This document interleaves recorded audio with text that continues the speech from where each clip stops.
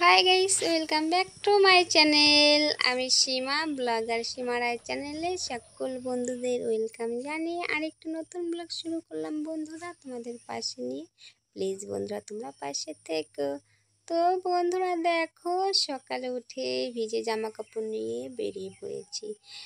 তো আজ কয়েকদিন থেকে ভীষণ বৃষ্টি হচ্ছে, রোদ্রের দেখাই নেই। আর জানো আমাদের ভুট্টাগুলোর কী অবস্থা। তো দেখো সকালে সকাল যা কাজ থাকে সেগুলি এক এক করে নিচ্ছি।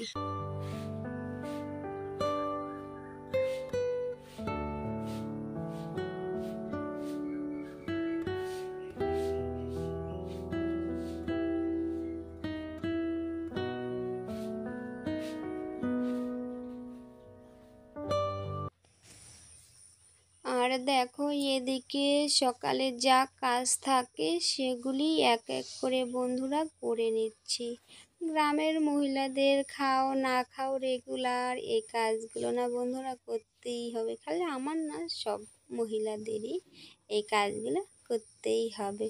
তো তারপর ওদিকে উঠোনটা ঝেড়ে চলে আসলাম এদিকে কাউটাকে বের করতে, কারণ এদের তো সকালেই বের করতে হয় না, নয়তো গোয়াল ঘরটা নোংরা করে ফেলে। তো দেখো আমি কাউর ঘরে চলে আসি, কাউগুলোকে বের করে দিলাম। আর বন্ধুদের কাছে শুরুতেই একটি অনুরোধ, প্লিজ বন্ধুরা তোমরা পুরো ভিডিওটা জুড়ে থাকার অনুরোধ রইল। আর বন্ধুরা এই পর্যন্ত কোনো যদি নতুন বন্ধু এসে থাকো প্লিজ চ্যানেলটিকে সাবস্ক্রাইব করে পাশে থেকো। গ্রামের মহিলাদের সকালে এই কাজগুলো না বন্ধুরা মাস্ট করতেই হবে। তো গরুগুলো বের করে নিয়েছি, তারপর চলে আসি গোয়াল ঘরে গোবরগুলো ফেলতে। প্রত্যেক গ্রামের মহিলাদের সকালটা ঠিক বন্ধুরা আমি যেভাবে শেয়ার করছি এভাবেই কেটে যায়। তো কি করা যাবে বন্ধুরা, এদের সংসারে কাজকর্ম করতে করতে এদের নিজেদেরই শরীরের যত্ন করতেই ভুলে গেছি। যে মেয়েটা এতদিন কি বলবো শরীরের যত্ন করতো, তো এখন নিজের যত্ন সংসারে খেয়াল রাখতে রাখতে নিজের খেয়াল রাখতে বন্ধুরা ভুলে গেছে। তো দেখো ওইদিকে গরুর ঘরটা তো পরিষ্কার করে চলে এলাম। এদিকে আবার দেখো ঘরগুলো প্রত্যেক দিন বৃষ্টি হচ্ছে, তো ঘরগুলো ভিজে যায়, তো ঘরগুলো এর জন্য দেখো মুছে নিচ্ছি।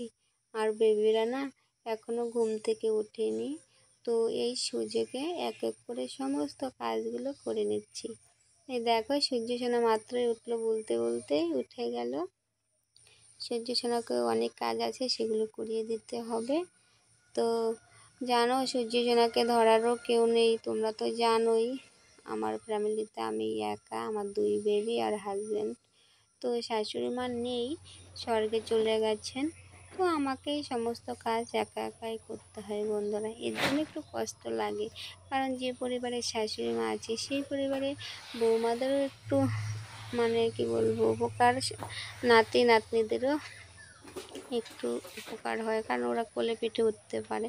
কিন্তু আমার বেবি দুটো অনাদরেই মানুষ হয়ে গেল। ঈশ্বর আমি করিনি, ঈশ্বরই করে দিল।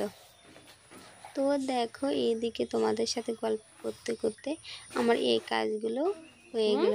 আর দেখো সূর্য সোনা শুভদীপ বাজার থেকে ওকে একটা খাওয়ার জিনিস এনে দিল। তো তারপরে দেখো এই পাশে চলে আসলাম, কিছু ভিজে জামা কাপড় আছে, গতকাল স্কুলে পরিয়ে গিয়েছিলাম সেই জামাটাই আজ কেচে দেব। তো ওগুলো ছাড়বের জলে ভিজিয়ে রেখে চলে আসলাম এই পাশে। সকালে গতকালের কিছু একটু বাসন কোসন আছে সেগুলিকে একটু মেজে ধুয়ে নিচ্ছি।